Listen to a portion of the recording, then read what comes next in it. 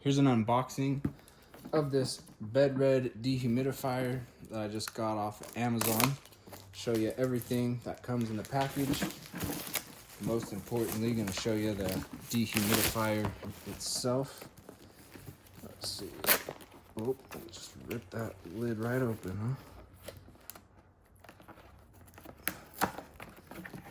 Oh, I'm just gonna, oh, there we go. All right. Little instruction manual.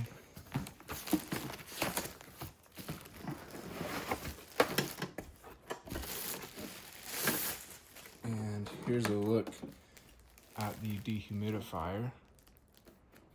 Charging cable attached to it. Do a 360 look at it.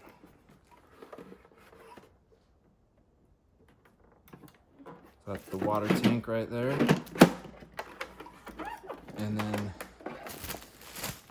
no and then. That's everything. So it's a good little size. Not too big or anything like that.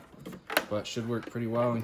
And it's got a decent sized tank on it to capture a good amount of water.